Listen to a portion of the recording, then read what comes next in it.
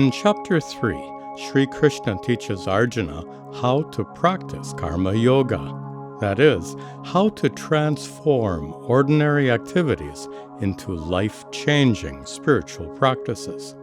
Arjuna must fight not to regain the kingdom, but to fulfill his duties.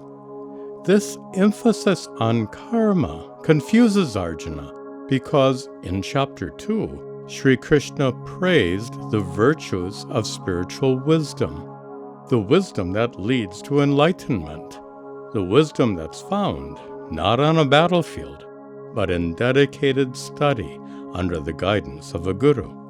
So Arjuna asks, Jayasi chet karmanaste matha buddhir janardana tat kim karmani ghore mam niyojayasi keshava vyamishrene vakyena buddhim mohayasiva me tadekam vada nischitya yena shreyohamapnuyam. Lokesmin dvividha nishta pura prokta maya nagha jnana yogena sankhyanam karma yogena yoginam na karmanam anarambhan naishkarmyam purushoshnute na cha sanyasanadeva siddhim samadhigacchati nahi kaschid kshanamapi jatu tishtatya karma krit karyate hyavashah karma sarvav prakriti jair gunaihi karmendriyani sanyamya ya aste manasa smaran indriyartan vimudhatma mityacharasya uchyate yastvindriyani manasa niyamya rabhate Arjuna karmendriyai karma yogam asaktasya vishishyate niyatam kuru karmatvam karmajyayo hyakarmanaha shariryatrapi chate na prasidhyeda karmanaha yajñarthat karmanonyatra lokoyam karma bandhanaha tadartham karma kaunteya mukta sangas samachara. Here, Sri Krishna tells Arjuna to fulfill his duties as an offering, as a sacrifice. Arjuna should give up pursuing his own desires, and instead, he should act in accordance with dharma. This attitude of sacrifice is central, both to karma yoga and to Hinduism in general, having originated with the ancient fire rituals ordained by the Creator in the sacred Vedic scriptures. Saha yajña praja srishtva purovacha prajapatihi anena prasavishyadvam yeshavo swishta kama dukh devan bhavayatanena te deva bhavayantu vaha parasparam bhavayantaha shreya paramavapsyatha ishtan bhogan hi vo deva dasyante yajña bhavitaha tairdattana pradayebhyo yo bhunkte stena eva saha yajñashishtashinas santo muchyante sarvakilbishaihi bhunjate te tvagam papa epachantyatma karanat annad bhavanti bhutani parjanyadanna sambhavaha yajñat bhavati parjanyo yajñah karma samudbhavaha karma brahmodbhavam viddhi ब्रह्माक्षरसमुद्भवं तस्मात् सर्वगतं ब्रह्म नित्यं यज्ञे प्रतिष्ठितम् एवं प्रवर्तितं चक्रं नानुवर्तयतीह यः अघायुरिन्द्रियारामो मोघं पार्थ स जीवति. By performing your duties with the attitude of sacrifice, you can break free from raga and dvesha, the inner forces that compel you to seek contentment by chasing after what you want and running away from what you don't want. After freeing yourself from these compulsions, you can discover the actual source of contentment, hidden within yourself, your true divine nature.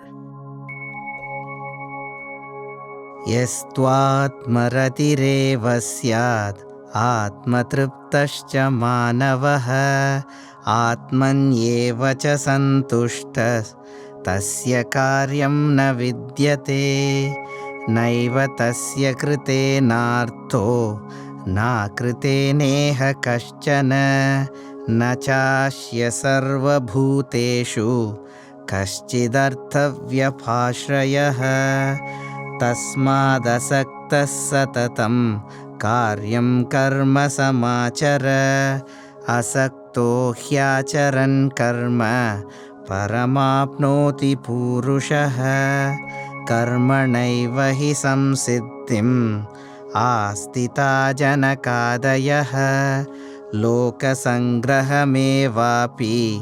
सम्पश्यन् कर्तुमर्हसि यद्यदाचरति श्रेष्ठस्तद्देवेतरो जनः स यत्प्रमाणं कुरुते लोकस्तदनुवर्तते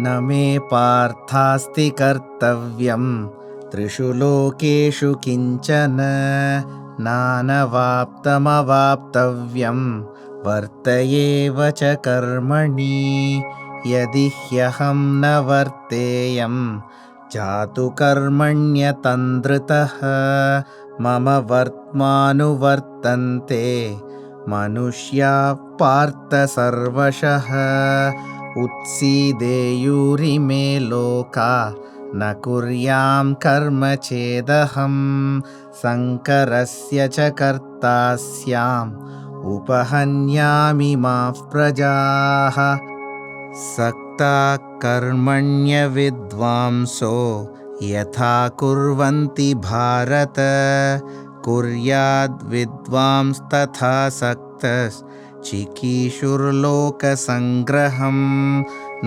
बुद्धिभेदं जनयेत् अज्ञानां कर्मसङ्गिनां जोषयेत् सर्वकर्माणि विद्वान् युक्तः समाचरन्. Next, Sri Krishna shows how all deeds are performed in accordance with the laws of nature. By understanding those laws, you can learn how to follow dharma consistently by overcoming the compulsions of raga and dvesha. प्रकृते क्रियमाणानि गुणैकर्माणि सर्वशः अहङ्कारविमूढात्मा कर्ताहमिति मन्यते तत्त्ववित्तु महाबाहो गुणकर्मविभागयोः गुणागुणेषु वर्तन्त इति मत्वा न सज्जते प्रकृतेर्गुणसम्मूढाः सज्जन्ते गुणकर्मसु तान् कृत्स्नविदो मन्दान् कृत्स्नविन्न विचालयेत् मयि सर्वाणि कर्माणि सन्न्यस्याध्यात्मचेतसा निराशीर्निर्ममो भूत्वा युध्यस्व विगतज्वरः एमे मतमिदं नित्यम् अनुतिष्ठन्ति मानवाः श्रद्धावन्तो न सूयन्तो मुच्यन्ते तेऽपि कर्मभिः ये त्वेतदभ्यसूयन्तो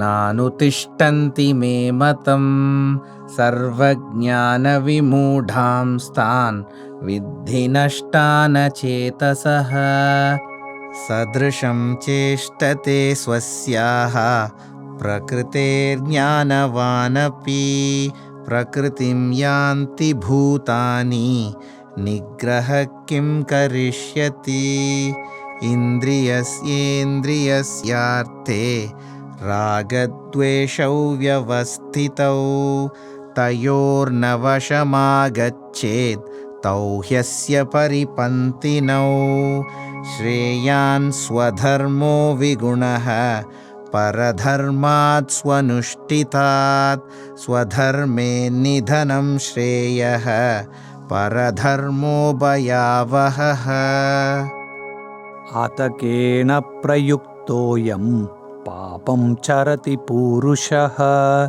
अनिच्छन्नपि वार्ष्णेय बलादिव नियोजितः काम एष क्रोध एष रजोगुणसमुद्भवः महाशनो महापाप्मा विद्येनमिह वैरिणम्. At the end of this chapter, Sri Krishna teaches Arjuna how the destructive forces of kama and krodha, desire and anger, arise inescapably until you discover your true divine nature. When the veil of ignorance that covers your true self, Atma, is removed, you attain perfect peace and contentment. धूमेनाव्रियते वह्निर्यथादर्शो मलेन च यथोल्बेनावृतो गर्भस्तथा तेदेनमावृतम् आवृतं ज्ञानमेतेन ज्ञानिनो नित्यवैरिणा कामरूपेण कौन्तेय दुष्पूरेणानलेन च इन्द्रियाणि मनो बुद्धिर् अस्याधिष्ठानमुच्यते एतैर्विमोहयत् एष ज्ञानमावृत्य देहिनम् तस्मात् त्वमिन्द्रियान् यादौ नियम्य भरतर्षभ पाप्मानं प्रजहिह्येनं ज्ञानविज्ञाननाशनम् इन्द्रियाणि पराण्याहुर् इन्द्रियेभ्यः परं मनः मनसस्तु परा बुद्धिर् यो बुद्धे परतस्तु सः एवं बुद्धे परं बुद्ध्वा संस्तभ्यात्मानमात्मना जहि शत्रुं महाबाहो कामरूपं दुरासदम्. Om Tat Sat iti Srimad Bhagavad Gita Upanishadsu Brahma Vidyayam Yoga Shastre Shri Krishna Arjuna Samvare Karma Yogo Nama Tritiyodhyayaha.